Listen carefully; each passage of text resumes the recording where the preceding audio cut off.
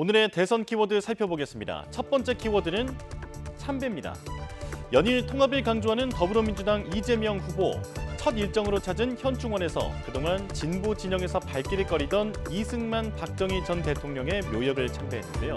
논란이 일지 않았으면 좋겠다며 이렇게 말했습니다.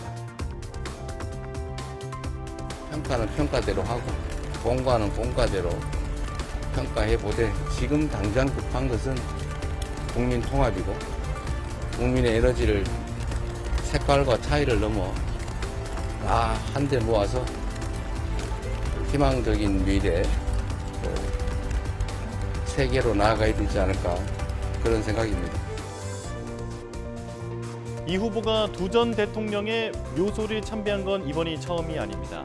3년 전 민주당 후보가 됐을 때도 두 전 대통령의 묘역을 참배하며 중도 보수층 끌어안기에 나섰습니다. 들어보시죠.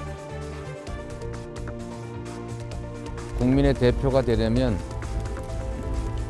특정 개인의 선호보다는 우리 국민의 입장에서 국가의 입장에서 어떤 것이 더 바람직한지를 생각해야 된다고 지금은 생각합니다.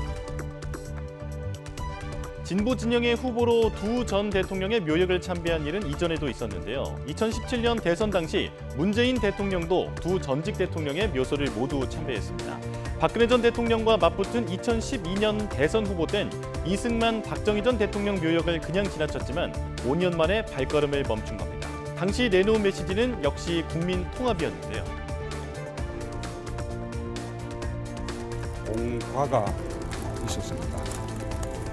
그러나 우리가 안아야 할 우리의 역사이고 공과도 우리가 뛰어넘어야 할 우리의 과제입니다. 어제 이 후보의 메시지와 묘하게 닮아있죠. 참배, 이제는 명실공히 국민 통합의 정치적 의미가 짙어진 것 같습니다. 두 번째 키워드는 4인 4색입니다. 국민의힘 후보들 얘기인데요. 2차 경선 결과 발표를 하루 앞둔 어제 일제히 중원으로 달려갔습니다. 방점은 외교, 과학기술, 안보, 경제 등 저마다 조금씩 달랐는데요. 들어보시죠. 당선 즉시 한미 정상회담을 추진하겠습니다. 안도체 건조 투자 협정을 하고 포괄 과학자 출신 저 안철수가 대전, 세종, 충청과 함께 대한민국의 미래를 준비하겠습니다. 핵무장에 준하는 안정감을 한반도에 가져올 수 있을 것입니다. 나아가 일본 수준의 핵 잠재력 확보에 나설 것입니다. 그리고 주 52시간제에 것도 탄력적으로 해고의 위험성도 완화를 한덕수 권한대행이 대선에 출마할 경우 단일화 방법을 두고도 백가증명식 해법이 오가고 있습니다. 단일화에 가장 적극적인 김문수 후보는 콘클라베 식에 이어 노무현, 정몽준 모델을, 홍준표 후보는 한 권한대행의 출마 명분이 약하다면서도 하게 되면 국민 100% 원샷 경선을 약속했습니다. 극적인 반전을 통해 외치는 원샷을 예정하고 국민 전체가 상대로 국민 경선을 해야 되겠죠? 이제는 당원은 없어지는 겁니다.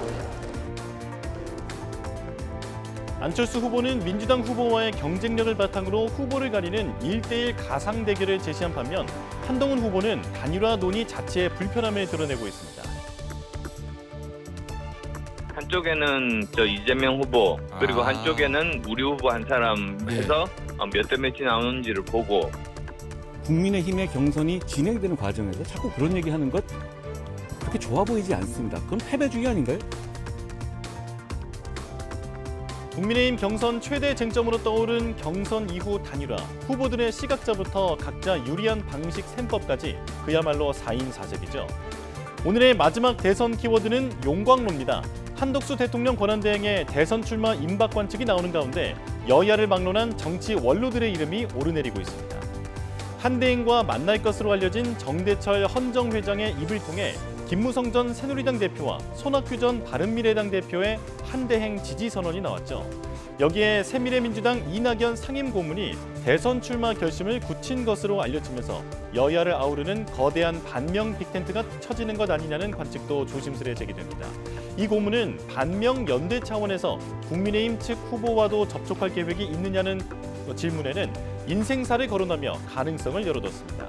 이렇게 한 권한대행 주변으로 여야를 막론한 원로 인사들이 모여들면서 원로들의 용광로가 형성되는 모양새입니다. 지금까지 오늘의 대선 키워드 살펴봤습니다.